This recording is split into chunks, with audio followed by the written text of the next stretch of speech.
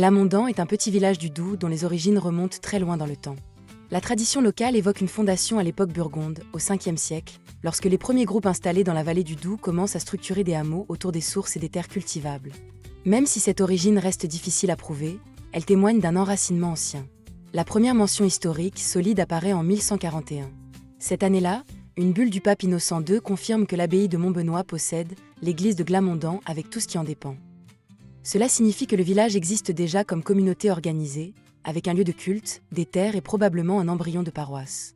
Sur le territoire de la commune existait un prieuré, fondé lui aussi en 1141, qui possédait une chapelle. On ignore si cette chapelle servait de première église paroissiale ou si un oratoire dédié à Sainte Sophie existait déjà au cœur du village.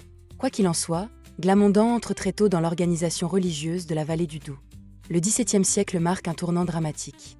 La guerre de 30 ans ravage la région. En 1635, les troupes suédoises détruisent le village.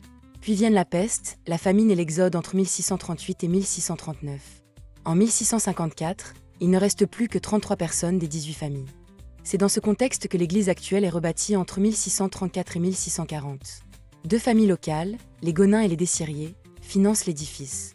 D'après des écrits retrouvés, l'un atteste que l'église fut dédiée à Sainte Sophie et ses 3 filles, et un autre atteste qu'elle a été dédiée à la Sainte Trinité. D'où l'appellation double qui subsiste encore aujourd'hui. En 1743, une campagne de travaux renforce l'édifice en pierre de taille. Avec le temps, l'église devient insalubre à cause des inondations et la stagnation de l'eau. En 1829, la commune décide donc de la reconstruire. À l'époque, l'église était longée par la route. La nouvelle construction devait être impérativement orientée différemment pour y apporter les améliorations d'assainissement qui s'imposaient. On la fit donc pivoter de 90 degrés tout en s'appuyant contre le vieux clocher encore très solide. Il fallait également la surélever pour éviter tout risque d'inondation comme par le passé. La nouvelle église sera achevée et bénie en 1831. Entre 1889 et 1890, l'église reçoit 9 vitraux, dont 4 financés par le baron d'Aclin et réalisés par la maison Champignol de Bar-le-Duc.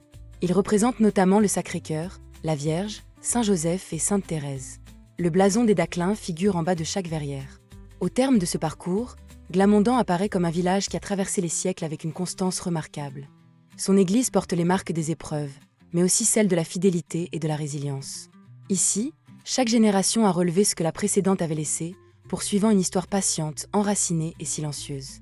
Rappelant que la force d'un village tient autant à sa mémoire qu'à ceux qui continuent de la faire vivre. Notre visite est maintenant terminée. Mettez un like si vous aimez mon travail. N'oubliez pas de vous abonner. Merci et à bientôt.